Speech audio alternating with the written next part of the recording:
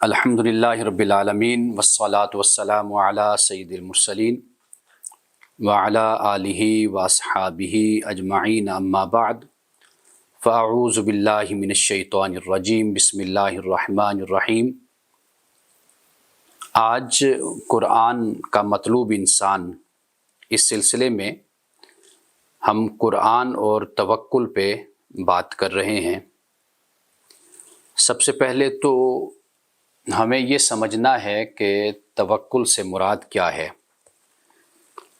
اس لیے کہ توکل کے معنی اور مفہوم وقت گزرنے کے ساتھ ساتھ ہماری معاشرت میں اور ہماری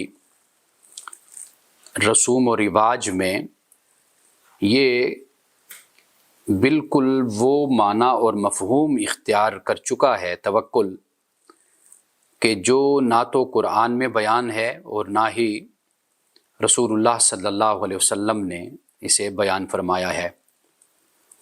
تو اس لیے سب سے پہلے تو ہم یہ سمجھیں گے کہ توکل کہتے کس کو ہیں، تو پھر اس کے بعد ہم قرآن مجید اور احادیث رسول صلی اللہ علیہ وسلم کا مطالعہ کریں گے۔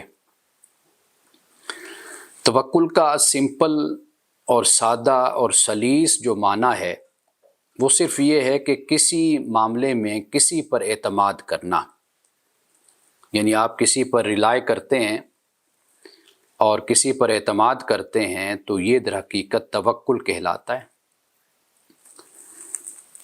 اور توکل در حقیقت اپنی عاجزی کا اظہار ہوتا ہے اور دوسرے پر اعتماد اور بھروسہ ہوتا ہے۔ لیکن جب ہم دین کے حوالے سے توکل پہ بات کرتے ہیں تو اس کا مطلب یہ ہوتا ہے کہ جو دنیاوی اسباب ہیں ان کو آپ مکمل طور پر اختیار کرتے ہیں، یعنی آپ نے کہیں جانا ہے تو آپ گاڑی لیتے ہیں اور اس اپنی جگہ پر منزل پہ آپ پہنچتے ہیں۔ اسی طرح اگر آپ نے باہر جانا ہے تو آپ جہاز کے ذریعے سے جاتے ہیں، اور اسی طریقے سے آپ اپنی زندگی اپنے وجود کا خیال رکھتے ہیں۔ یہ سب دنیاوی اسباب ہیں، مادی اسباب ہیں جن کو آپ اختیار کرتے ہیں۔ یہ اختیار کرنا بھی دین کا حکم ہے اور منشا ہے اور یہ حکمت ہے۔ ان اسباب کو چھوڑ دینا یہ نہ تو دین کا تقاضا ہے، نہ دین کی منشا ہے، اور نہ ہی یہ حکمت کا تقاضا ہے۔ جائز وسائل اسباب اختیار کرنا یہ اللہ سبحانہ و تعالیٰ نے اس کی اجازت دی ہے، بلکہ یہ پسند کیا ہے کہ جو دنیاوی اسباب ہیں، مادی اسباب ہیں، وسائل ہیں، ان کو بندہ اختیار کرے۔ ہاں، لیکن بھروسہ، اعتماد صرف اور صرف خدا کی ذات پر ایک مومن کا، ایک مسلمان کا ہونا چاہیے، یعنی کہ اللہ کی طرف سے حکم ہوگا تو یہ معاملہ ہو جائے گا۔ یعنی میں نے کسی جگہ پہنچنے کے لیے وسائل اور ذرائع کو استعمال کیا، لیکن اس منزل پہ مجھے پہنچانا یہ میرے خدا کا حکم ہوگا تو میں اس منزل پہ پہنچوں گا۔ یہ یعنی اس بات کو ذہن میں رکھنا چاہیے۔ یہ فرق ہوتا ہے ایک مومن میں اور ایک غیر مومن میں۔ یعنی میں کسی جگہ پہنچنا چاہتا ہوں یا میں صحت یاب ہونا چاہتا ہوں تو میں دوائی کو استعمال کروں گا، میڈیسن کو۔ اب وہ جو میڈیسن میں نے استعمال کرنی ہے وہ تو ایک ذریعہ ہے، ایک سبب ہے، لیکن شفا من جانب اللہ ہے، اللہ سبحانہ و تعالیٰ کی طرف سے شفا ہے۔ قرآن پاک یہ کہتا ہے کہ وَمَا هُمْ بِضَارِينَ بِهِ مِنْ أَحَدٍ إِلَّا بِإِذْنِ اللَّهِ، کہ کسی شخص کو کوئی بھی تکلیف نہیں پہنچا سکتا مگر اللہ کے حکم سے، یعنی اللہ کی حکمت ہوگی وہاں پر اور اس کی مشیت ہوگی اور اس نے اس تکلیف کو دوسرے کے لیے امتحان اور آزمائش بنایا ہے تو تب وہ اس کو تکلیف پہنچے گی، اگر نہیں اللہ کا ارادہ اور اس کی منشا تو وہ تکلیف اس بندے کو نہیں پہنچ سکتی۔ تو لہٰذا توکل کا جو یہ مطلب ہمارے ہاں لے لیا گیا کہ بالکل ہی وسائل، ذرائع، اسباب چھوڑ دیے جائیں اور اللہ پہ بھروسہ کر کے انسان بیٹھ جائے، تو یہ توکل نہیں ہے۔ قرآن جس توکل کو بیان کرتا ہے اور رسول اللہ صلی اللہ علیہ وسلم نے جس توکل کو بیان کیا ہے، وہ توکل یہ ہے کہ آپ دنیاوی اسباب اور ذرائع کو آپ بھرپور طریقے سے استعمال کرتے ہیں، اور پھر اس کے بعد یعنی آپ کا جو بھروسہ ہوتا ہے وہ خدا کی ذات پر ہوتا ہے، اور اللہ کی بارگاہ میں بندہ یہ عرض کرتا ہے کہ مولا میں نے اپنی طرف سے جو کوشش کرنی تھی وہ کوشش کی ہے، جو اسباب اور ذرائع جو تو نے مجھے مہیا کیے وہ میں ان کو استعمال میں لایا، لیکن اب آگے جو بھی ہونا ہے وہ تیرے حکم سے ہونا ہے، وہ تیری حکمت سے ہونا ہے۔ اب جیسے مثال کے طور پر دیکھیے کہ کوئی پیراشوٹ پہنتا ہے، جہاز پر ہے، ہیلی کاپٹر پہ ہے تو وہ پیراشوٹ پہنتا ہے۔ اب وہ اپنے پیراشوٹ کو بہت اچھے طریقے سے دیکھتا ہے، چیک کرتا ہے، تسلی کرتا ہے کہ کہیں کوئی کمی تو نہیں رہ گئی، کوئی نقص تو نہیں ہے، کہیں ایسا تو نہیں کہ میں اگر چھلانگ لگا دوں جہاز سے تو میں کہیں زمین پر نہ جا کر گروں اور پیراشوٹ نہ کھلے اور میری موت ہو جائے۔ اب وہ جتنی بھی تسلی کرتا ہے اور جو بھی ٹیکنیکلی جتنے بھی اس کے طریقے ہیں وہ ان کو دیکھتا ہے اور اس کو پھر پہن کر اور چیک کر کے اچھے طریقے سے اس کے جو ماہرین ہیں وہ بھی اس کو دیکھ لیتے ہیں، اس کے بعد وہ اجازت دیتے ہیں، کہتے ہیں کہ جی اب آپ چھلانگ لگا لیں جہاز سے۔ اب وہ جہاز سے چھلانگ لگاتا ہے تو در حقیقت یہ توکل ہے، یہ نہیں ہے کہ پیراشوٹ نہیں پہنا اور پیراشوٹ پہنے بغیر جہاز سے چھلانگ لگا دی اور کہا کہ مجھے میرا اللہ بچائے گا، یا اس طرح کے پیراشوٹ پہن لیا، اب معلوم نہیں ہے کہ وہ کھلتا ہے یا نہیں کھلتا اور اس کی حالت کیا ہے پیراشوٹ کی، لیکن وہ کہتا ہے جی میں اللہ پہ توکل کرتا ہوں تو لہٰذا میں نے چھلانگ لگا دی۔ تو نہیں، ایسا نہیں ہے۔ توکل یہ ہے کہ پیراشوٹ پہن کر اس کے اچھے طریقے سے اس کا چیک کر کے اس کو اور دیکھ کر اس کے بعد چھلانگ لگانا، یہ در حقیقت توکل ہے۔ تو ہمارے ہاں جو توکل کا مطلب لیا جاتا ہے وہ یہ ہے کہ ہاتھ پہ ہاتھ دھرے منتظر فردا ہے، کہ بیٹھا ہوا ہے کہ اللہ تعالیٰ ہی کھلائے گا، اللہ ہی دے گا۔ تو یہ طریقے نہیں ہوتے، یہ بالکل یوں سمجھ لیجئے کہ یہ اللہ کی رضا اور خوشنودی کا راستہ نہیں ہے، بلکہ یہ اللہ کی ناراضگی کا راستہ ہے۔ اس لیے کہ اللہ سبحانہ و تعالیٰ نے دنیا میں جو اسباب اور ذرائع انسان کو دیے اور مہیا کیے ہیں تو اس کا حق یہ بنتا ہے کہ ان کو استعمال کیا جائے، اسباب اور ذرائع پیدا کیے جائیں، اس کے لیے تگ و دو کی جائے، اس کے لیے بھاگ دوڑ کی جائے۔ رسول اللہ صلی اللہ علیہ وسلم نے ایک صحابی کو دیکھا تھا کہ جن کے کپڑے اتنے اچھے نہیں تھے اور شخصیت کوئی نکھری ہوئی نہیں تھی، تو آپ صلی اللہ علیہ وسلم نے فرمایا کیا تمہارے پاس اللہ کا دیا ہوا مال، دولت، نعمت ہے؟ تو صحابی نے کہا جی بالکل ہے۔ تو فرمایا پھر اس کا اظہار کیا کرو، یعنی اچھے کپڑے پہنو، صاف ستھرے کپڑے پہنو، اپنے آپ کو صاف ستھرا رکھو۔ تو یہ رسول اللہ صلی اللہ علیہ وسلم نے فرمایا۔ تو گویا کہ اگر ہم توکل پہ بات کریں تو توکل ہماری پوری زندگی پر حاوی ہے۔ جیسے حضرت علی رضی اللہ تعالیٰ عنہ کا یہ قول آپ کی طرف یہ منسوب کیا جاتا ہے کہ بے نیازی اور عزت یہ توکل کی تلاش میں ہوتے ہیں، اور جہاں توکل کو یہ پا لیتے ہیں تو وہاں پہ یہ ڈیرا ڈال لیتے ہیں، یعنی وہیں قیام کر لیتے ہیں، اسی کو اپنا وطن بنا لیتے ہیں۔ بے نیازی اور عزت، یعنی توکل جس شخصیت میں ہوتا ہے اسی کو ہی بے نیازی نصیب ہوتی ہے اور اسی کو عزت نصیب ہوتی ہے۔ تو توکل اگر آپ انبیاء علیہ السلام کی زندگی بھی دیکھیں اور انبیاء علیہ السلام کے بعد آپ ان کے جو صحابہ تھے ان کی زندگی بھی دیکھیں تو وہ محنت اور مشقت سے بھری ہوئی ان کی زندگی ہے۔ ایسا نہیں ہے کہ بھئی ان کی زندگی میں محنت اور مشقت نہیں تھی۔ رسول اللہ صلی اللہ علیہ وسلم نے کتنے غزوات کیے، آپ دیکھیے، سرایا بھی غزوات بھی، دن رات آپ نے محنت کی، اللہ کے دین کو لوگوں تک پہنچایا، اور اپنے لیے رزق کے اسباب بھی پیدا کیے، وسائل پیدا کیے، اپنی لائف کو، اپنی زندگی کو بڑے مینجمنٹ طریقے سے مینج کر کے آپ نے گزارا۔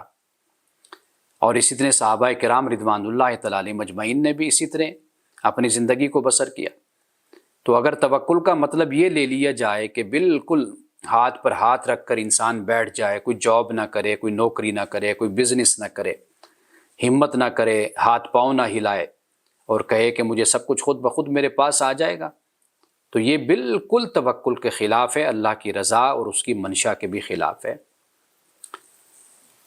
اب قرآن مجید کا جب ہم مطالعہ کرتے ہیں تو قرآن پاک میں توکل کے ساتھ اللہ تعالیٰ نے ایمان کو بھی بیان کیا ہے، توکل کے ساتھ اللہ نے عبادت کو بھی بیان کیا ہے، توکل کے ساتھ خود خدا کا بھی ذکر ہمیں ملتا ہے، اور پھر توبہ کا ذکر بھی توکل کے ساتھ ہے۔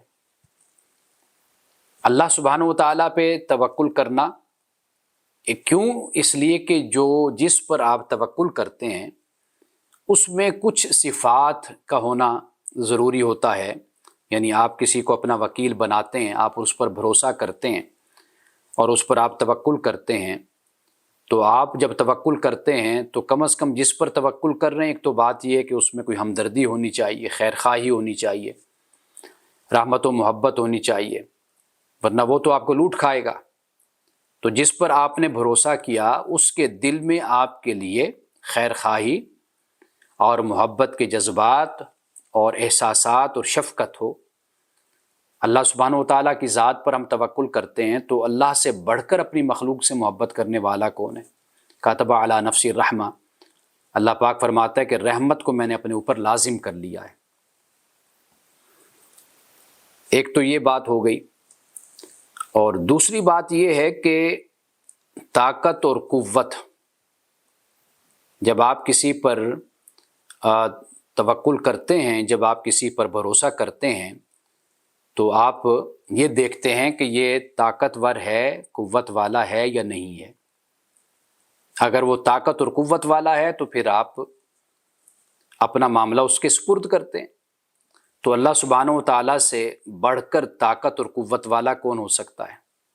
اللہ کی ذات سب سے بڑھ کر طاقت اور قوت والی ہے کہ ان اللہ علی کل شیء قدیر، ہم کہتے ہیں کہ اللہ ان اللہ علی کل شیء قدیر، کہ بے شک اللہ ہر شے پر قادر ہے۔ تو وہ ہر شے پر قادر ہے تو طاقت اور قوت اسی کے پاس ہے، وہی مرکز ہے اس کا، وہی سرچشمہ ہے۔ تو یہ توکل جب ہم کسی پر کرتے ہیں تو پھر ہم یہ صفات اور یہ چیزیں دیکھتے ہیں۔ اسی طرح مثال کے طور پر ہم علم کو دیکھتے ہیں کہ اس کے پاس علم ہے یا نہیں ہے۔ اللہ کی ذات علام الغیوب ہے، غیبوں کو جاننے والی ذات، ستار العیوب ہے، عیبوں پر پردہ ڈالنے والی ہے وہ ذات۔ تو گویا کہ اللہ کی ذات سب سے بڑی ذات ہے کہ جس کے سپرد ہم اپنے معاملات کو کر سکتے ہیں، اور یقین اور اعتماد اور ایمان کے ساتھ کر سکتے ہیں، اس لیے کہ وہ ذات سبحان ہے، ہر عیب سے، ہر نقص سے پاک ہے، اس میں کوئی بھی کمزوری نہیں، کوئی بھی نقص نہیں، کوئی بھی عیب نہیں، اور اس میں کوئی ایسی بات نہیں کہ جس بنیاد پر کوئی شک میں مبتلا ہو۔ تو گویا کہ جب ہم کسی پر بھروسہ کرتے ہیں تو ہم انہی باتوں کو دیکھتے ہیں، یعنی ہمدردی کو دیکھتے ہیں، خیر خواہی کو دیکھتے ہیں، ہم اس کی طاقت اور قوت کو دیکھتے ہیں، اقتدار کو دیکھتے ہیں، یا پھر ہم یہ دیکھتے ہیں کہ اس کے پاس علم کیا ہے، کتنا علم ہے۔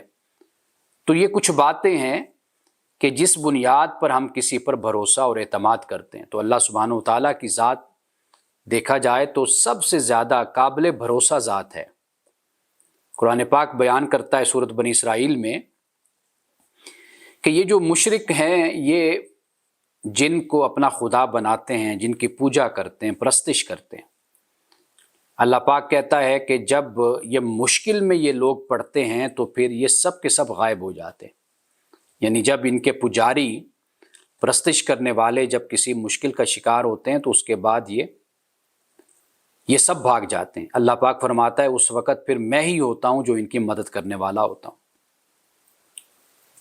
یہ جو بات ہے یہ انسان اپنے تجربے سے، اپنے مشاہدہ سے، اپنی زندگی سے سیکھتا ہے کہ کہاں کہاں پر رب اس کا ہاتھ پکڑتا ہے، اس کی مدد کرتا ہے، اس کی حمایت کرتا ہے، اس کی نصرت کا انتظام کرتا ہے۔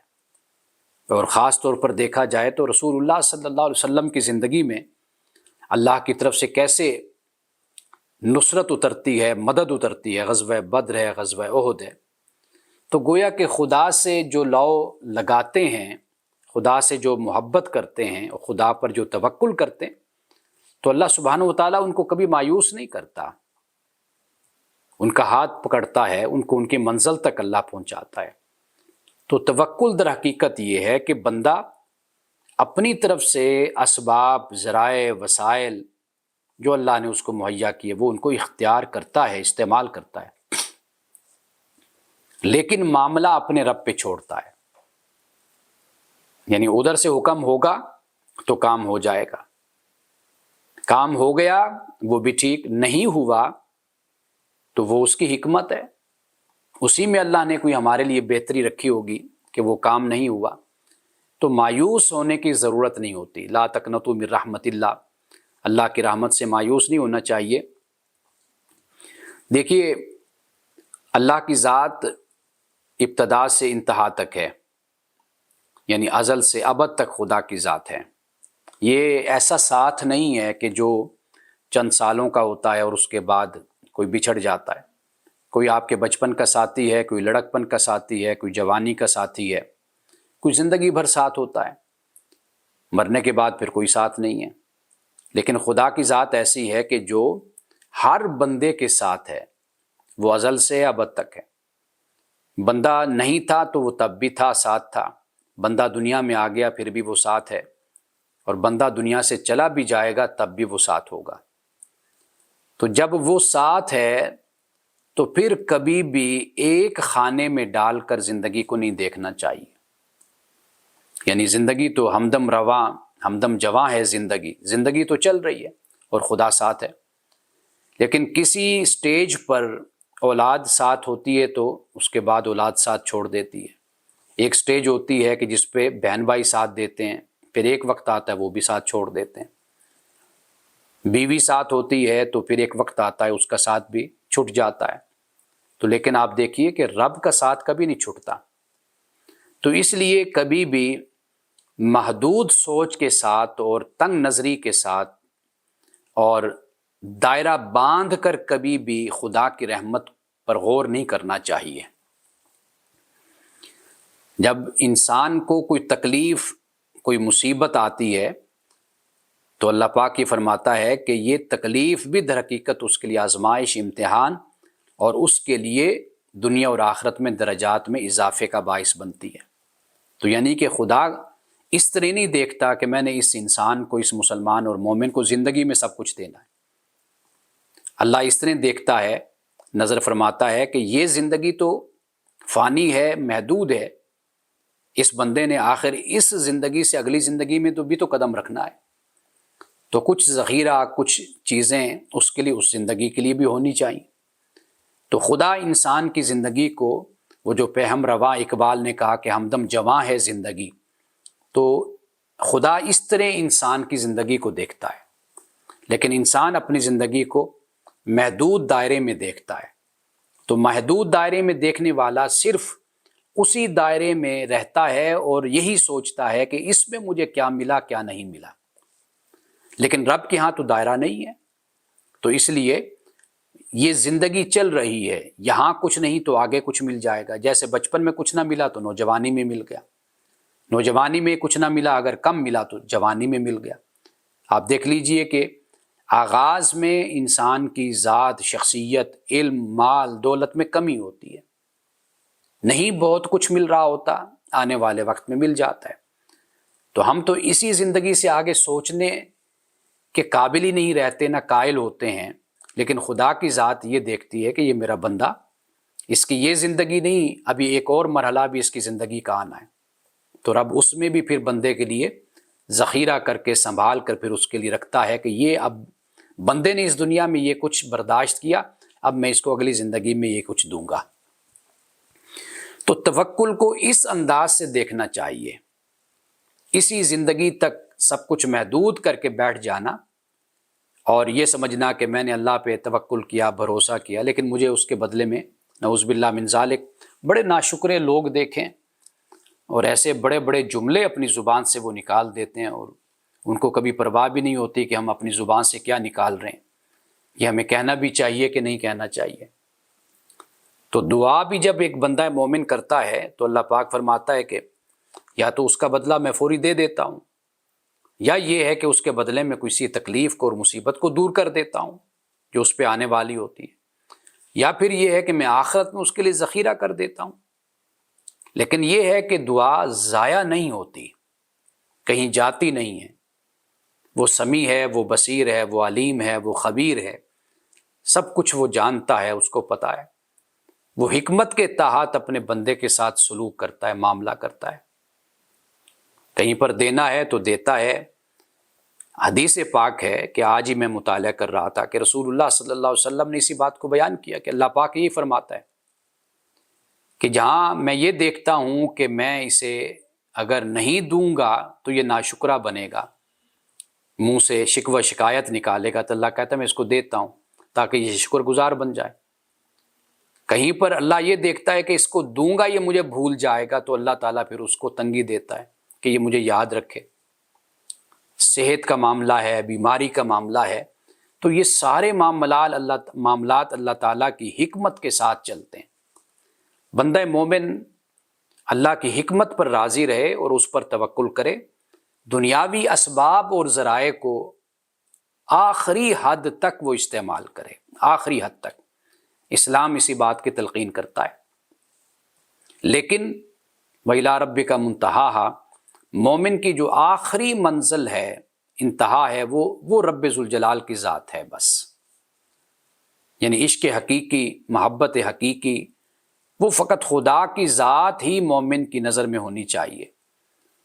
تو یہ ذرائع اور وسائل یہ سب کچھ استعمال ہوتے رہیں، لیکن بھروسہ خدا کی ذات پر ہو۔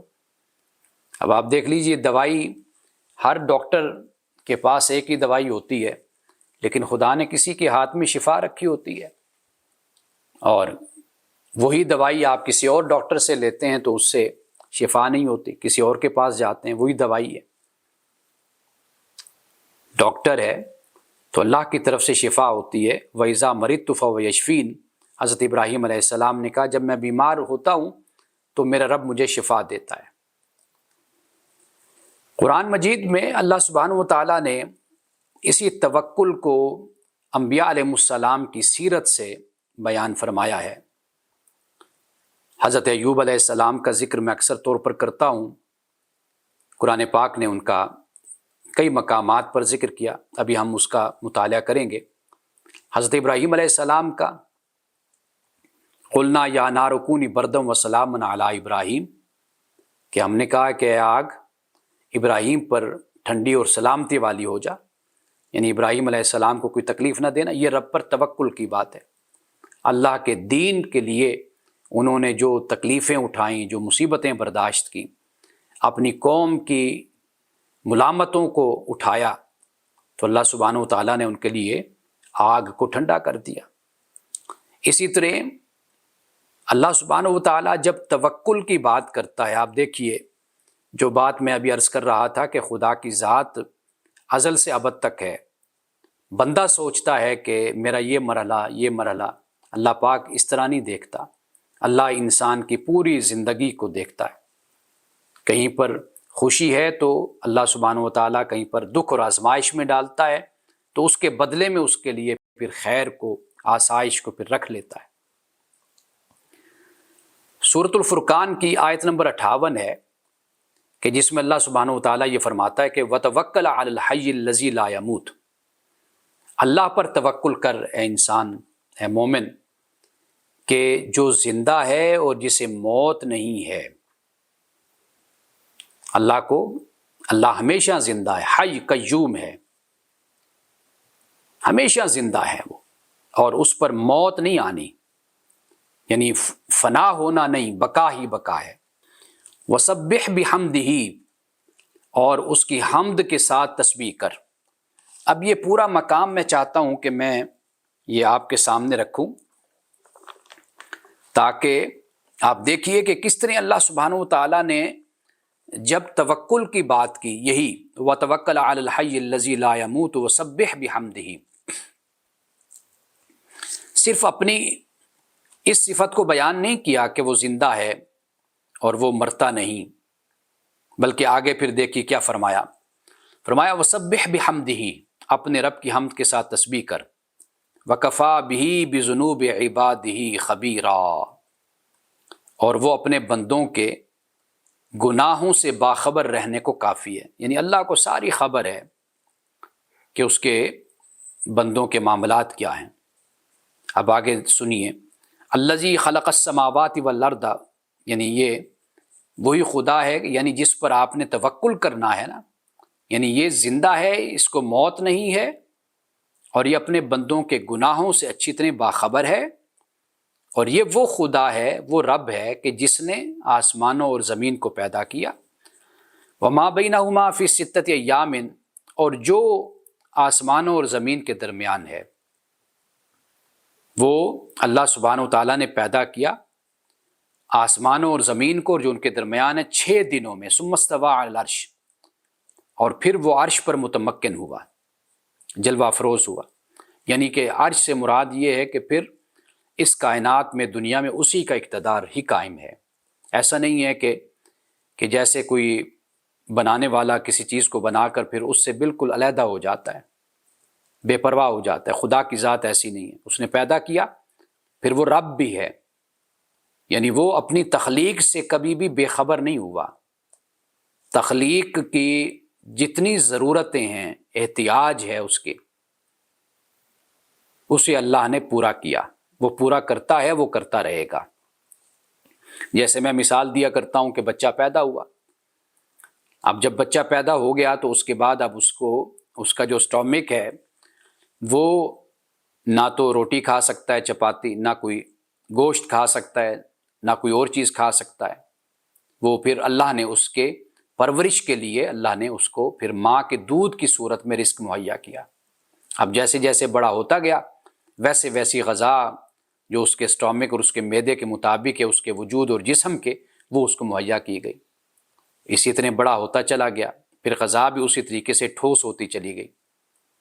اب اللہ تعالیٰ نے موافق موسم، ماحولیات، یہ سب کچھ اللہ نے مہیا کیا۔ یہ الگ بات کہ انسان نے پھر خود ہی اپنے ماحول کو آلودہ کیا، لیکن اللہ نے انسان کو صاف ستھرا ماحول دیا۔ آپ ذرا جائیے قدرتی ماحول میں، فطرتی ماحول میں آپ جائیے، دیکھیے کتنی گرینری ہے، کتنا سبزہ ہے، کتنی رونق ہے کہ جب انسان دیکھتا ہے تو جسم اور روح دونوں شاداں اور فرحاں ہو جاتے ہیں، انسان خوش ہو جاتا ہے، تازہ ہو جاتا ہے، اس کی صحت پر، اس کی نفسیاتی صحت پر اچھے اثرات مرتب ہوتے ہیں۔ اللہ نے تو یہ دنیا بنائی تھی، پھر انسان نے ہی جو کچھ بگاڑا یہ انسان ہی کا ہے کہ اس نے پھر بہت سے ممالک اور قومیں ہیں جو اپنے ماحول کو بہت صاف ستھرا بھی رکھتے ہیں، بیلنس کر کے رکھتے ہیں، توازن کے ساتھ چلتے ہیں۔ کئی ہمارے جیسے بھی ہیں کہ ان کو اس چیز کی پرواہ ہی نہیں ہے کہ انہوں نے اپنے ماحول کو کیسے صاف اور ستھرا رکھنا ہے، شعور ہی نہیں اس بات کا۔ تو اب یہ دیکھیے اللہ پاک یہ فرماتا ہے کہ وہ عرش پر متمکن ہوا، یعنی اس سے مراد یہ کہ عرش سے مراد یعنی بلندی، اقتدار، کرسی، واسع کرسی السماوات والارض، اس کی کرسی وسیع آسمان اور زمینوں پر، اس کا اقتدار پھیلا ہوا ہے۔ الرحمن فاسأل به خبیرہ، اور جو رحمان بے انتہا رحم والا ہے، اور اس سے سوال کر جو اس سے خبردار ہے، یعنی اللہ سے مانگنا ہے، اللہ سے سوال کرنا ہے، کیونکہ وہ خبردار ہے، خبیر ہے وہ۔ وَإِذَا قِيلَ لَهُمُ اسْجُدُوا لِلرَّحْمَنِ، اور جب انہیں کہا جائے کہ سجدہ کرو رحمان کو، قالوا، تو کہتے ہیں عمر رحمان، رحمان کیا ہے، کون ہے بھائی؟ انسجد لما تأمرنا، کیا ہم اسے سجدہ کریں جس کے لیے تو حکم دیتا ہے؟ وزادہم نفورا، اور ان کی نفرت بڑھ جاتی ہے۔ اب یہ ناشکری قوم کا مخلوق کا ذکر کیا ہے، یعنی یہ حالت ہے ان کی کہ وہ اللہ کے جس نے زندگی اور موت کو پیدا کیا، جو خود زندہ ہے، اس پر موت نہیں آنی، آسمانوں اور زمین کا اور جو کچھ آسمان اور زمین کے درمیان ہے 6 دنوں میں اس نے پیدا کیا، پھر وہ عرش پر متمکن بھی ہوا، اور پھر وہ رحمان بھی ہے، اسی سے مانگا جاتا ہے۔ لیکن حالت ان کی ناشکری قوم کی مخلوق کی یہ ہے، تو پوچھنے رحمان کون ہے بھائی؟ تو کیا ہم اس کو سجدہ کریں جس کو آپ ہمیں سجدہ کرنے کا حکم دیتے ہو؟ اور یہ تعلیم اور یہ تلقین ان کی نفرت میں اضافہ کر دیتی ہے۔ آگے فرمایا تبارک الذی جعل فی السماء بروجا، پاک ہے وہ ذات کہ جس نے آسمان میں قلعے بنائے، وجعل فیہا سراجا وقمرا منیرا، اور جس نے آسمان میں سورج اور روشنی دینے والا چاند بنایا، منیرا، وهو الذی جعل اللیل والنہار خلفۃ لمن اراد ان یذکر او اراد شکورا، اور وہی خدا ہے کہ جس نے رات اور دن کو جس نے بنایا کہ جو ایک دوسرے کے پیچھے آنے والے ہیں، یعنی رات اور دن ایک دوسرے کے پیچھے، لمن ارادہ اس کے لیے جو چاہتا ہے کہ ان یذکر نصیحت حاصل کرے، او اراد شکورا یا وہ شکر گزاری کرے، یا اس کا ارادہ کرے شکر گزاری کا۔ اب یہ دیکھ لیجئے کہ اللہ سبحانہ وتعالیٰ نے اپنی ان نعمتوں کا بھی ذکر کر دیا، اپنی طاقت اور قوت اور اقتدار اور اپنے علم کا بھی ذکر کر دیا، اور پھر انسان کو متوجہ کیا کہ اللہ ہی کی ذات اس لائق ہے کہ اسی پر ہی تم توکل کرو، نہ اس کو موت آتی ہے، وہ اس کائنات کا خالق ہے، اس کا اقتدار پکا پختہ اقتدار ہے، لازوال اقتدار ہے، اس کو کبھی فنا نہیں، ہمیشہ بقا ہی بقا ہے، رات اور دن یہ سب کچھ وہی پیدا کرنے والا اور بنانے والا ہے۔ اب لمن اراد ان یذکر، اب جس کی مرضی جو چاہے وہ نصیحت حاصل کر لے یا اللہ کا شکر گزار بندہ بن جائے، یہ تو پھر انسان کی مرضی ہے، یہاں پر کوئی جبر نہیں ہے انسان پر۔ باقی اگر کوئی صاحب عقل ہے، صاحب شعور ہے، صاحب فکر ہے، صاحب تدبر اور تفکر اور تعقل ہے، وہ ضرور خدا کو مانے گا۔ اس لیے وہ میں یہ کہا کرتا ہوں کہ جو سائنٹسٹ ہوتا ہے، سائنسدان، دراصل وہی مومن بھی ہوتا ہے، وہی صوفی آپ اس کو کہہ لیجیے، کہ وہ اصل خدا کی طرف وہی متوجہ ہوتا ہے۔ کہ جیسے ایک شخص ہے کہ جو سائنس کو پڑھتا ہے، انسانی وجود کا مطالعہ کرتا ہے، تو وہ جب انسانی وجود میں کمپلیکیٹڈ ایک سسٹم کو دیکھتا ہے کہ کس طریقے سے یہ کون ذات ہے کہ جو اس نظام کو چلا رہی، تو وہ خدا کی طرف متوجہ ہوتا ہے۔ قرآن پاک نے اس لیے ذکر کرنے والوں کا یہاں پر بیان کیا کہ الذین یذکرون اللہ قیاما وقعودا وعلی جنوبہم، کہ جو اٹھتے بیٹھتے اپنے پہلوؤں پر اللہ کو یاد کرتے ہیں، یہ کون لوگ ہیں؟ وَيَتَفَكَّرُونَ فِي خَلْقِ السَّمَاوَاتِ وَالْأَرْضِ، آسمانوں اور زمین میں یہ غور و فکر کرتے ہیں۔ ایسے نہیں تسبیح لے کر بس آنکھوں پہ پٹی باندھ کر جا کر کہیں جنگلوں کو جا کر بیٹھ گئے اور وہیں پر ہی رہبانیت اختیار کر لی، یہ نہیں ہے۔ اللہ کا ذکر جو کرتے ہیں وہ کون ہے؟ ذکر دل سے اسی کے نکلتا ہے کہ جو کائنات میں غور و فکر کرتا ہے، تدبر تفکر کرتا ہے، پھر خود بخود وہ اللہ کی ذات سے جڑتا چلا جاتا ہے، اس کا اعتماد اللہ پر ہوتا ہے، وہ دیکھتا ہے کہ اس کائنات کو آخر وہ ہستی چلا رہی ہے۔ انسانی وجود ہی کا مطالعہ کر لیا جائے تو جو لوگ صدق کے دل سے، سچائی کے ساتھ اور حقیقت کی تلاش میں اور انصاف کے ساتھ، عدل کے ساتھ جو لوگ ان چیزوں کا جائزہ لیتے ہیں، بغور جائزہ لیتے ہیں، تو وہ خدا کا کبھی انکار نہیں کر سکتے۔ آخر تان جہاں جا کر ٹوٹتی ہے وہ ذات خدا بندی ہے۔ آپ ایک چیز کو دوسری سے جوڑتے چلے جائیں کہ یہ اس کی وجہ سے، یہ اس کی وجہ سے، یہ اس کی وجہ سے، اور یہ انسانی وجود میں پانی ہے، انسانی وجود میں ہوا ہے، یہ ہے، وہ ہے، اب یہ سب کچھ اکٹھا کرتے چلے جائیں، لیکن پھر سوال یہ پیدا ہوگا کہ یہ سب کچھ کیسے بن گیا؟ ٹھیک ہے، ہوا ان عناصر سے وجود میں آئی یا پانی ان عناصر سے وجود میں آیا، پھر سوال پیدا ہوا کہ وہ عناصر کیسے بن گئے؟ تو سوال پھر اپنی جگہ پر کھڑا ہوتا ہے، پھر اس کا جواب وہی ہے کہ وہ ایک ذات ہے کہ جس کے دست قدرت میں اس کائنات کا سارا کنٹرول ہے، وہ بہت طاقتور ذات ہے۔ تو اس لیے تو مومن میں خشیت پیدا ہوتی ہے، خشوع پیدا ہوتا ہے، خضوع پیدا ہوتا ہے جب وہ انہی باتوں پر غور و فکر اور تدبر اور تفکر کرتا ہے۔ تو اب دیکھیے کہ یہاں پر توکل کی بات کی تو ساتھ اللہ نے اپنی صفات کو بھی بیان کر دیا۔ وہ یہی بات سمجھانے کے لیے بیان کیا کہ دیکھ لو کہ اگر میں یہ کہتا ہوں مجھ پر توکل کرو تو میری یہ ذات ہے کہ جس کے دست قدرت میں یہ ساری کائنات کا نظام ہے۔ حضرت ایوب علیہ السلام کے حوالے سے میں نے ابھی آپ سے ذکر کیا، تو دو مقام ہیں کہ جہاں پر حضرت ایوب علیہ السلام کا ہمیں ذکر ملتا ہے۔ ایک تو مقام ہے سورۃ الانبیاء، آیت نمبر ہے 83 اور 84۔ فرمایا وَأَیُّوبَ اذ نادى ربہ، اور ایوب کہ جب اس نے اپنے رب کو پکارا، انی مسنی الضر، کہ اے میرے رب مجھے تکلیف پہنچ گئی ہے، وانت ارحم الراحمین، اور تو رحم کرنے والوں میں سب سے زیادہ رحم کرنے والا ہے۔ فاستجبنا لہ، تو ہم نے پھر اس کی دعا کو قبول کیا۔ فکشفنا ما بہ من در، اور جس تکلیف میں وہ تھا ہم نے اس کو دور کر دیا۔ وآتیناہ اہلہ، اور ہم نے اسے اس کے اہل دے دیے، ومثلہم معہم، اور ان کی مثل اور بھی ان کے ساتھ، رحمتا من عندنا، اور یہ رحمت تھی ہماری طرف سے، وذکریٰ للعابدین، اور یہ عبادت کرنے والے یعنی عابدوں کے لیے یہ نصیحت ہے۔ عابدوں کے لیے یہی نصیحت ہے کہ اللہ پر بھروسہ، اللہ پہ توکل، تکلیف آئے تو اللہ کو پکارا اور اللہ کو بلایا جائے اور اس کو آواز دی جائے۔ اب یہاں پر دیکھیے یہ سورۃ الصاد ہے، یہاں پر بھی حضرت ایوب علیہ السلام کا ذکر ہے۔ فرمایا وَاذْكُرْ عَبْدَنَا ایوب، اللہ فرماتا ہے کہ یاد کر ہمارے بندے ایوب کو، اذ نادى ربہ، کہ جب اس نے اپنے رب کو پکارا، انی مسنی الشیطان بنصب وعذاب، کہ مجھے شیطان نے تھکاوٹ اور تکلیف پہنچائی ہے، تکان اور تکلیف پہنچائی۔ ارکض برجلک،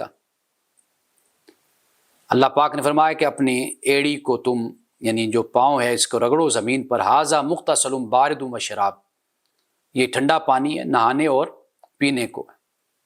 وَوَهَبْنَا لَهُ أَهْلَهُ وَمِثْلَهُمْ مَعَهُمْ رَحْمَةً مِنَّا، اور ہم نے پھر اس کو اس کی اہل بھی دی اور ان جیسے بھی دیے ان کے ساتھ، رحمةً مِنَّا، اور اپنی طرف سے یہ رحمت تھی ہماری، وَذِكْرَىٰ لِأُولِي الْأَلْبَابِ، اور یہ خالص عقل والوں کے لیے نصیحت ہے۔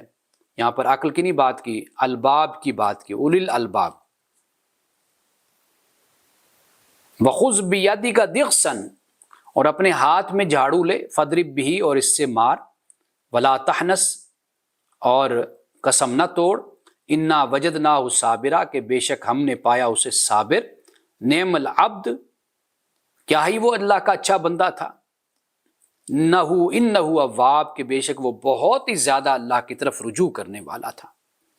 یہاں حضرت ایوب علیہ السلام کی تکلیف کا ذکر ہے اور انبیاء، سورۃ الانبیاء میں بھی اس کا ذکر ہے، لیکن بندے کا جو انداز ہوتا ہے وہ یہی ہے کہ جہاں اللہ کی طرف سے اچھے دن آ جاتے ہیں اور اللہ تعالیٰ انسان کو نعمتیں عطا کرتا ہے تو کبھی بندے پر تکلیف بھی آ جاتی ہے۔ تو اب یہ معاملہ تو نہیں ہونا چاہیے کہ بندہ تکلیف جو ان سی ہے اس وقت تو ناشکرہ بن جائے، اور جب انسان کو نعمتیں آئیں انسان کے پاس تو پھر انسان جو ان سا ہے وہ پھر اللہ تعالیٰ کا شکر گزار بندہ بن کر پھر کہے جی اب میں تیری بارگاہ میں آ گیا ہوں کیونکہ اب تو نے مجھے مال اور دولت سب کچھ دے دیا۔ تو یہ بندے کا مقام نہیں ہے۔ بندے کا مقام یہ ہے کہ ہر حال میں اپنے اللہ کی بارگاہ میں حاضر رہے۔ اب یہ حضرت ابراہیم علیہ السلام کا جو میں نے ضمناً ذکر کیا تھا، یہ بھی سورۃ الانبیاء کی آیت نمبر 51 ہے، یہاں سے لے کر حضرت ابراہیم علیہ السلام کا ذکر یہاں تک آتا ہے، آیت نمبر 70 تک۔ آپ اس کا خود بھی مطالعہ کر سکتے ہیں، آیت نمبر 51، 51 اور یہاں سے لے کر 70 تک۔ اور کیا فیصلہ کیا ان لوگوں نے جب حضرت ابراہیم علیہ السلام نے ان کے خداؤں کو توڑ دیا، معبودوں کو، ابراہیم علیہ السلام نے کہا کہ بھئی جو تمہارا بڑا، جس کو تم اپنا خدا بنائے ہوئے ہو، تو اس کی طرف جاؤ، اس سے پوچھو، اس سے بات کرو۔ قال بل فعلوا کبیرہم ھذا فاسألوہم ان کانوا ینطقون، اگر بول سکتے ہیں تو جاؤ پوچھو، بات کرو ان سے۔ اور وہ پھر اپنی طرف لوٹے، ان کو بات سمجھ تو آئی، اور پھر ایک دوسرے کو کہنے لگے تم خود ہی ظالم ہو، اور پھر اس کے بعد واپس پلٹ گئے، حضرت ابراہیم علیہ السلام کے خلاف ہو گئے۔ حضرت ابراہیم علیہ السلام نے ان کو دعوت دی، تعلیم دی، کہا کہ کیا تم اللہ کو چھوڑ کر تم عبادت کرتے ہو اس کی کہ جو نہ تمہیں کوئی فائدہ دے سکتا ہے، ذرہ بھر نہ کوئی نقصان۔ اف لکما، تم پر تف ہے، ولما تعبدون، اور اس پر جس کی تم اللہ کو چھوڑ کر عبادت کرتے ہو، افلا تعقلون، کیا تمہیں عقل نہیں ہے؟ اب انہوں نے کہا کہ قالوا حرقوہ وانصروا آلہتکم، انہوں نے کہا کہ اس کو جلا دو اور اپنے معبودوں کی مدد کرو۔ یہ بڑا خطرہ لاحق ہو جاتا ہے کہ معبودوں کی مدد کرنے کے لیے میدان میں اتر آتے ہیں۔ یہ ایک بڑا، آپ سمجھ لیجئے، ایک بڑا حربہ ہے، استعمال کیا جاتا ہے، آج بھی استعمال کیا جاتا ہے کہ اپنے دین کی مدد کے لیے آؤ، یعنی کہ یہ جو مدد کے لیے پکارا جاتا ہے، یہ در حقیقت وہ تخریب اور فساد کے لیے پکارا جاتا ہے، دعوت دی جاتی ہے، معاشرے کو پھر نفرت اور آگ کے سپرد کر دیا جاتا ہے۔ ان کنتم فاعلین، اگر تم کچھ کرنے والے ہو، یعنی لوگوں کو بھڑکانے کا یہی طریقہ تھا کہ اس کو جلا دو، آؤ اپنے معبودوں کی مدد کرو۔ اس سے لوگوں کے جذبات برانگیختہ ہوتے ہیں، لوگ مشتعل ہوتے ہیں کہ مدد کرنے کے لیے اپنے مذہب کی، دین کی، خدا کی، آؤ مدد کرو۔ اس کے بعد اللہ پاک کیا فرماتا ہے کہ حضرت ابراہیم علیہ السلام کو پھر آگ میں ڈال دیا گیا۔ قلنا یا نار کونی بردم وسلاما علی ابراہیم، ہم نے کہا کہ اے آگ، وارادوا بہ کیدا، انہوں نے اس سے برائی کرنا چاہی، یعنی حضرت ابراہیم علیہ السلام کے ساتھ مکر چلنا چاہا، فریب، فجعلناہم الاخسرین، تو ہم نے ان کو نقصان اٹھانے والوں میں کر دیا۔ اب یہ حضرت ابراہیم علیہ السلام کا بھی ذکر ہوا۔ دیکھیے اللہ سبحانہ و تعالیٰ نے حضرت ابراہیم کی مدد کی، گویا کہ اللہ اپنے بندوں کی مدد کرتا ہے، اور کہیں پر ظاہری طور پر ایسا نظر نہیں آتا تو حقیقت میں باطنی طور پر مدد وہاں پھر بھی موجود ہوتی ہے اپنے بندے کے لیے۔ وہ مدد اس کی اصلاح کی ہوتی ہے، اور اس کو ایک تزکیہ کا موقع دینے کی ہوتی ہے، اللہ کی طرف رجوع کرنے کا موقع دینے کی ہوتی ہے۔ تو یہ حضرت ابراہیم علیہ السلام کا ذکر یہاں پر قرآن پاک نے بیان کیا۔ اب ایک مقام بیان کرتا ہوں، پھر اس کے بعد میں چند حدیثیں پڑھوں گا انشاءاللہ۔ وہ یہ کہ سورۃ النحل ہے، آیت نمبر 98، 99 اور 100۔ فَإِذَا قَرَأْتَ الْقُرْآنَ فَاسْتَعِذْ بِاللَّهِ مِنَ الشَّيْطَانِ الرَّجِيمِ، کہ جب آپ قرآن کو پڑھیے تو شیطان مردود سے اللہ کی پناہ مانگ لیجئے کہ اللہ مجھے اپنی پناہ دے دے اور شیطان مردود کے حملوں سے مجھے بچا، جب قرآن کو پڑھیے۔ اب قرآن کو پڑھتے ہوئے اعوذ باللہ من الشیطان الرجیم ہم پڑھتے تو ہیں، لیکن کبھی ہم نے یہ سوچا کہ اللہ اس کی تلقین کیوں فرماتا ہے کہ بھئی جب قرآن پڑھنے لگو تو شیطان مردود سے پناہ لو، پناہ مانگو، یہ کیوں اللہ پاک کہتا ہے؟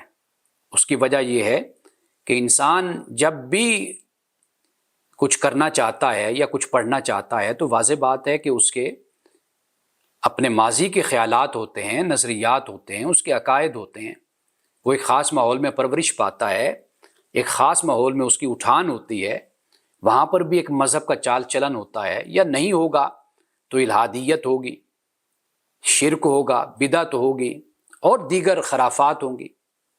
اب بچپن میں جس ماحول میں انسان کی زندگی گزرتی ہے، اب وہ چیزیں انسان میں پختہ تو ہو جاتی ہیں، پیوستہ ہو جاتی ہیں۔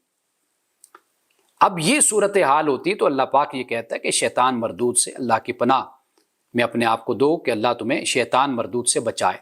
مطلب یہ ہے کہ اللہ پاک یہ فرماتا ہے کہ جب بھی تم میرے قرآن کو پڑھو تو جو تمہارے خیالات و نظریات اور عقائد ہیں ان کو باہر رکھ کر آؤ۔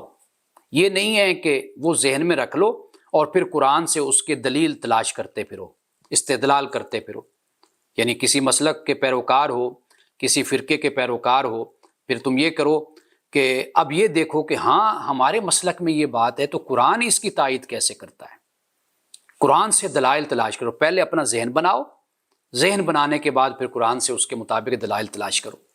اللہ کہتا ہے یہ نہیں کرنا، یہ سارے شیطانی حملے ہوتے ہیں، ان سے اپنے آپ کو بچاؤ۔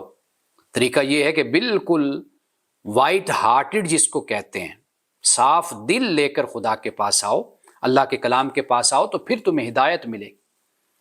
ورنہ صورتحال کیا ہوتی ہے، اللہ قرآن میں مثالیں دیتا ہے، کئی لوگ ایمان والے تو ان مثالوں کے ذریعے سے اللہ کے مقصود کو پا لیتے ہیں اور کہتے ہیں اللہ کی طرف سے جو بھی ہے وہ سچ ہے، حق ہے، لیکن جو پہلے سے ہی جن کے ذہنوں میں بھوسا بھرا ہوتا ہے اپنے عقیدے کا، فرقے کا، اپنے مسلک کا، اب پھر وہ کیا کرتے ہیں، ان کا معاملہ بالکل اس کے برعکس ہوتا ہے، مثال سے ہدایت ہی نصیب نہیں ہوتی۔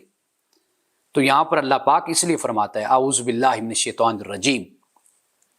ہم اس کو پڑھتے تو ہیں لیکن کبھی ہم نے اس طرح اس پر غور نہیں کیا۔ ہمیں طالب بن کر، سچا طالب بن کر، ایک حق کا متلاشی اور جویا بن کر ہمیں قرآن کے پاس آنا چاہیے۔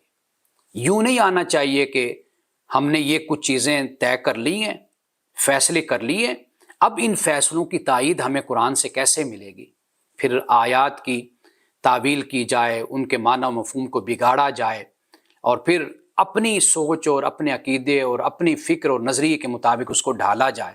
یہ بہت بڑی زیادتی ہے قرآن کے ساتھ، یہ تحریف ہو جاتی ہے اگر یہ انداز اختیار کیا جائے۔ جتنی قرآن بات کرتا ہے، بتاتا ہے، اتنی بات قبول کر لو۔ اب دیکھیے اللہ پاک کیا فرماتا ہے، اِنَّهُ لَيْسَ لَهُ سُلْطَانٌ عَلَى الَّذِينَ آمَنُوا وَعَلَىٰ رَبِّهِمْ يَتَوَكَّلُونَ۔ فرمایا کہ بے شک یہ جو شیطان ہے نا، اس کا کوئی غلبہ، زور ایمان والوں پر نہیں ہے۔ ایک تو جو لوگ ایمان لائے ان پر کوئی زور نہیں اس کا، اور جو اپنے رب پہ توکل کرتے ہیں فرمایا کہ اس پر بھی شیطان کا کوئی زور نہیں ہے۔ زور کس پر ہے؟ اب دیکھیے، انما سلطانہ علی الذین یتولونہ، شیطان کا زور صرف انہی پر ہوتا ہے جو اس کو دوست بناتے ہیں، اپنا ولی بناتے ہیں۔ والذین هم به مشرکون، یا مشرکین پر اس کا زور ہوتا ہے۔ لیکن جو ایمان والے ہیں اور توکل کرنے والے ہیں ان پر شیطان کا کوئی زور نہیں ہے۔ لیکن یہ ایمان اور یہ توکل کب نصیب ہوگا؟ کہ جب اعوذ باللہ من الشیطان الرجیم پڑھ کر، سمجھ کر، اس پر عمل کر کے جب قرآن میں آیا جائے گا، پھر در حقیقت انسان کو یہ توکل اور یہ ایمان نصیب ہوگا۔ یہ جو میں بات کہہ رہا ہوں یہ بہت ہی غیر معمولی بات ہے، اس پر آپ غور کیجئے۔ صحابہ اکرام رضوان اللہ تعالی علیہم اجمعین، رسول اللہ صلی اللہ علیہ وسلم نے جب ان کو دین دیا، انہوں نے پیورٹی کے ساتھ دین کو قبول کیا، بالکل خالص شکل میں، بالکل خالص شکل میں قبول کیا۔ اب مشرکین کا معاملہ کیا تھا؟ وہ ملاوٹ چاہتے تھے کہ یہاں اس میں کچھ ہماری بات کو مان لیا جائے، کچھ آپ کی بات کو مان لیا جائے، ملاوٹ کے ساتھ ہم چلیں، تو وہ ملاوٹ تھی۔ اب ہمارا معاملہ یہ ہے کہ اب تہذیب، ثقافت، کلچر، تاریخ کا اتنا بوجھ ہم پر پڑا ہوا ہے کہ اگر ہم قرآن کی جو بات ہے، جو بالکل وضاحت کے ساتھ قرآن بیان کرتا ہے، اس بات کو اگر ہم سمجھنا چاہتے ہیں تو پھر جو ٹکراؤ ہمیں نظر آتا ہے تو اس ٹکراؤ میں پھر ہمارے لیے مشکل پیدا ہو جاتی ہے۔ یعنی ہم اپنے عقائد، اپنی سوچ، اپنی فکر جو آباء و اجداد سے ملی، جو اپنے ماحول سے ملی، جو اپنے آس پاس کے مساجد سے اٹھتی آوازوں سے ملی، یا جو کچھ بھی ہم نے دیکھا، جو سمجھا مذہب کے نام پر، اب وہ سب کچھ وہ ہم اس کو لے کر بھی چلنا چاہتے ہیں اور چاہتے ہیں قرآن بھی ہمارے ساتھ چلے۔ پھر اس کو پھر ہم کوشش کرتے ہیں کہ قرآن کی آیات کی پھر ہم کسی طریقے سے کوئی ایسی تشریح کریں، ایسی تفسیر کریں کہ جس سے ہمارا بھرم رہ جائے، ہمارا معاملہ بھی چلتا رہے۔ تو یہ طریقہ ایمان والوں کا یہ طریقہ نہیں ہے۔ خدا نے جو بات کہہ دی اس پر اپنے دل کو مطمئن کر لینا، یہ ایمان کی علامت ہے۔ خدا کی بات پر اگر اطمینان نہیں ہے تو یہ ایمان نہیں ہے، یہ نفاق ہوتا ہے۔ اب میں چند احادیث رسول اللہ صلی اللہ علیہ وسلم کی آپ کے سامنے بیان کرتا ہوں۔ ایک تو توکل کے بارے میں حضرت انس بن مالک رضی اللہ تعالیٰ عنہ فرماتے ہیں کہ قال رجل یا رسول اللہ صلی اللہ علیہ وسلم، ایک شخص نے عرض کی یا رسول اللہ کہ اعقلوها وتوکلوا کہ یا رسول اللہ کیا میں اپنی اونٹنی کو باندھوں، باندھ کر توکل کروں یا بغیر باندھے توکل کروں، یعنی باندھوں تو پھر توکل کروں یا چھوڑ دوں کہ بس ٹھیک ہے اللہ کے سہارے چھوڑ دیا؟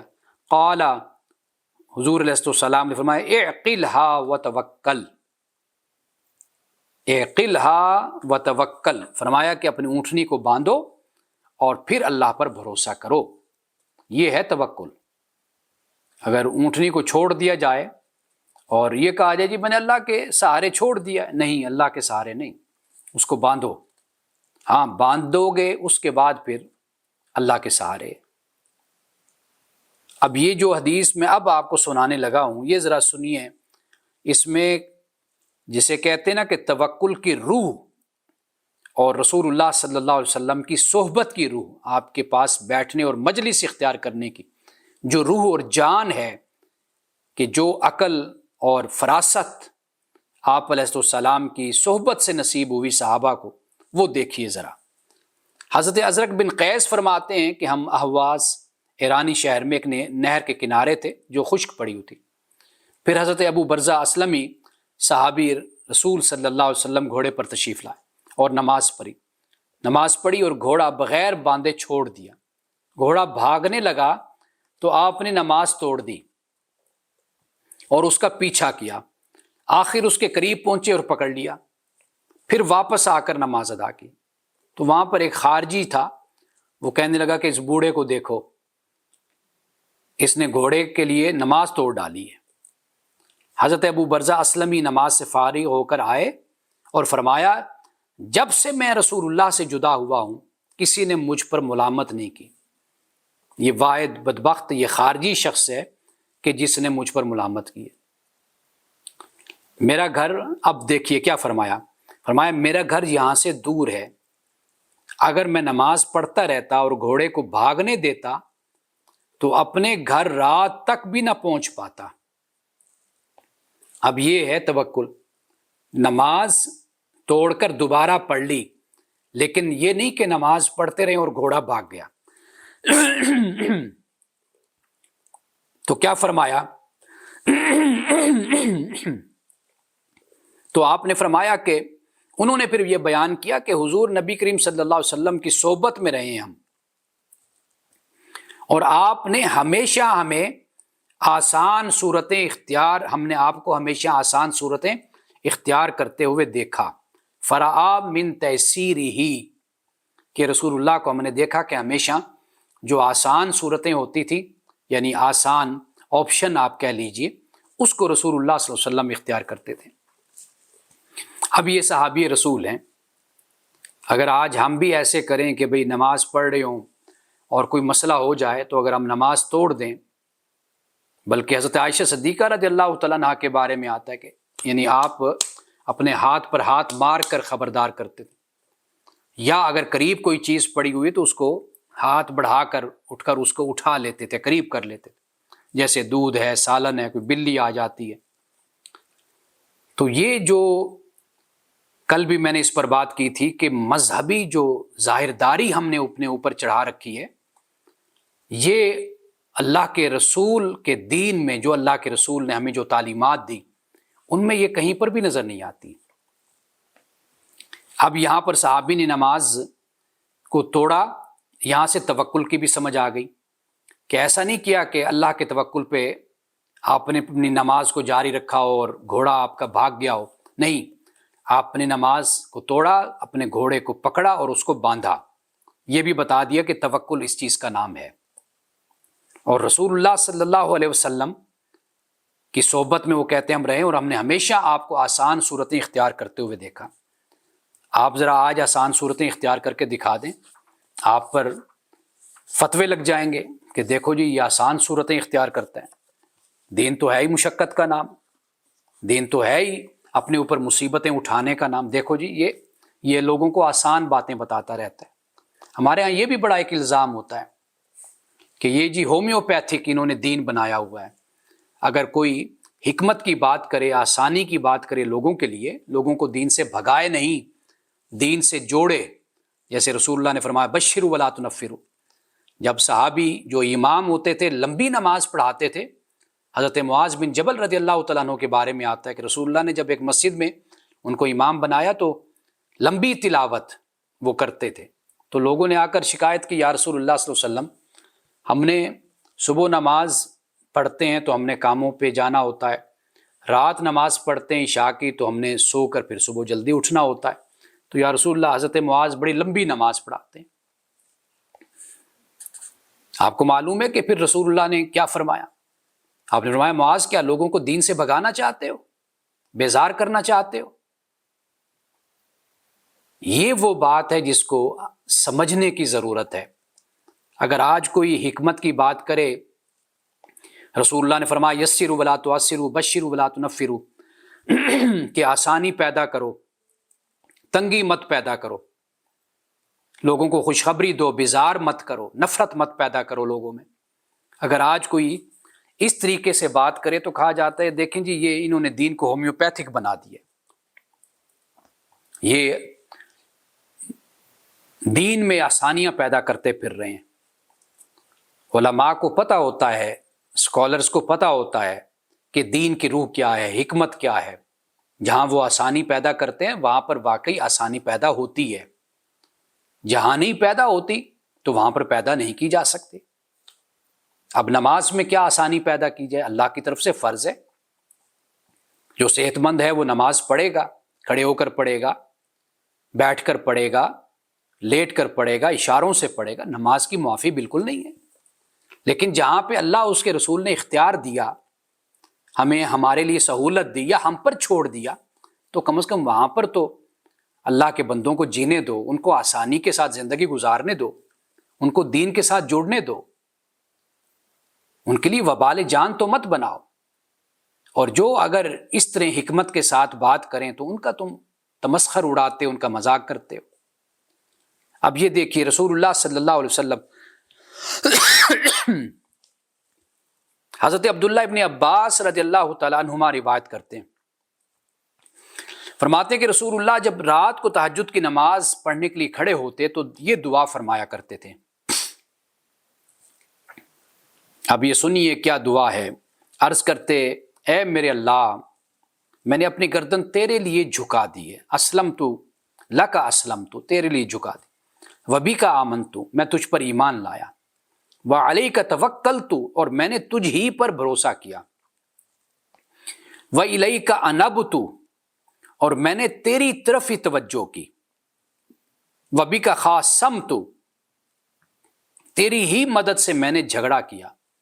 یعنی مطلب یہ ہے کہ جو حق کی بات میں نے کہی وہ میں نے تیری مدد سے کہی، وَإِلَيْكَ حَاكَمْتُ، اور تیری ہی طرف میں نے اپنا مقدمہ پیش کر دیا، فاغفر لی ما قدمت وما اخرت، اے اللہ معاف کر دے میرے اگلے پچھلے ظاہری اور چھپے ہوئے گناہوں کو، وما اسررت وما اعلنت، اور جو یعنی پوشیدہ میں نے کی یا اعلانیہ، انت المقدم وانت المؤخر، یا اللہ تو ہی مقدم ہے، تو ہی آگے اور تو ہی پیچھے ہے، تیری ہی ذات ہے، یعنی تو آگے کرنے والا اور پیچھے کرنے والا ہے۔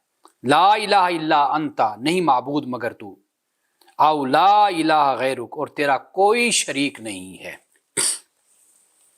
یہ رسول اللہ صلی اللہ علیہ وسلم تہجد کی نماز پڑھنے کے لیے کھڑے ہوتے تو اللہ کی بارگاہ میں یہ عرض کیا کرتے تھے۔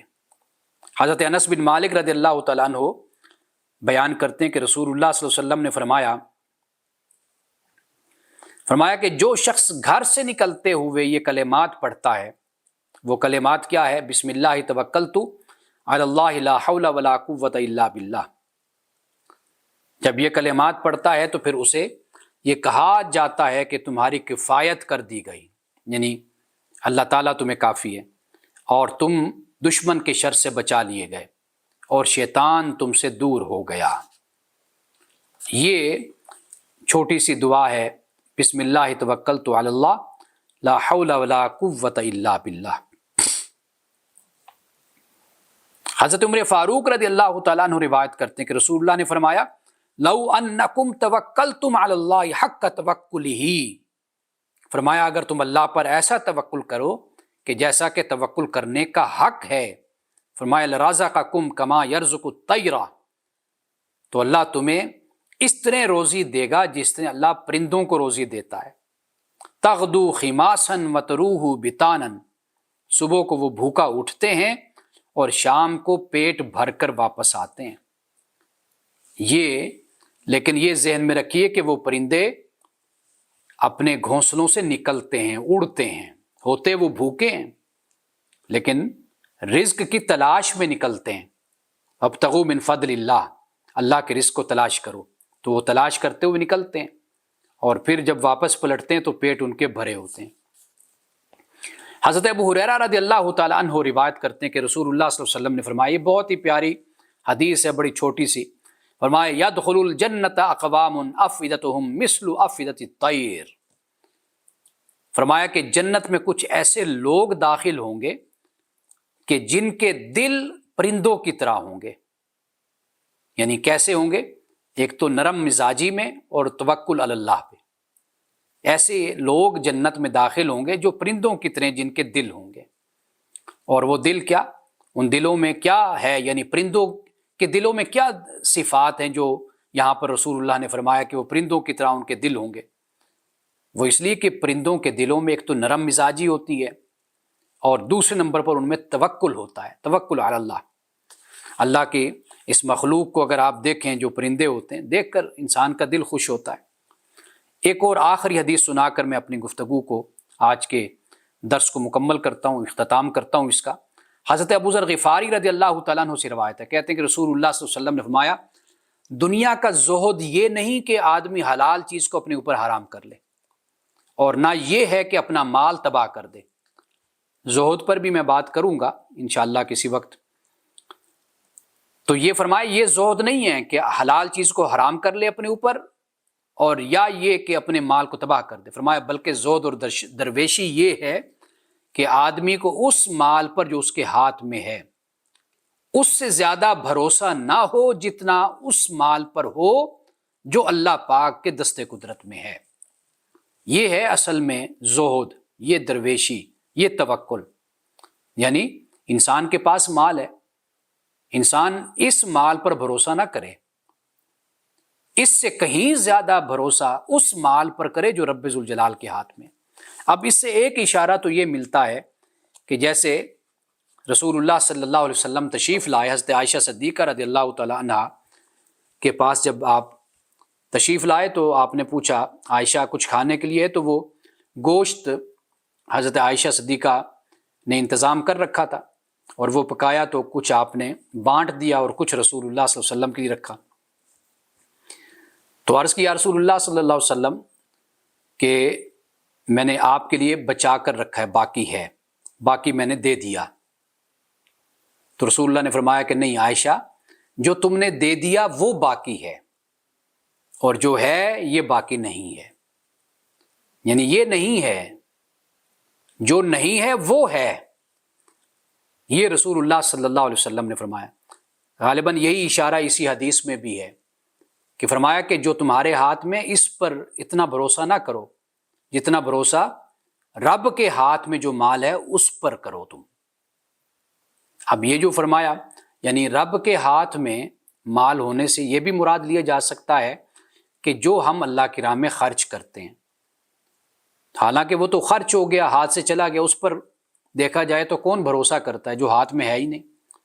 لیکن فرمایا کہ اس پر زیادہ بھروسہ کرو، اس لیے کہ اب وہ بڑے مضبوط ہاتھوں میں چلا گیا وہ مال، اور وہ اللہ کا دست قدرت ہے. تو یہ زہد ہے، درویشی، یہ توکل ہے کہ جس کی تعلیم رسول اللہ صلی اللہ علیہ وسلم نے دی. بارک اللہ لنا ولکم فی القرآن العظیم ونفعنا وإیاکم بالآیات والذکر الحکیم. صدق اللہ العظیم.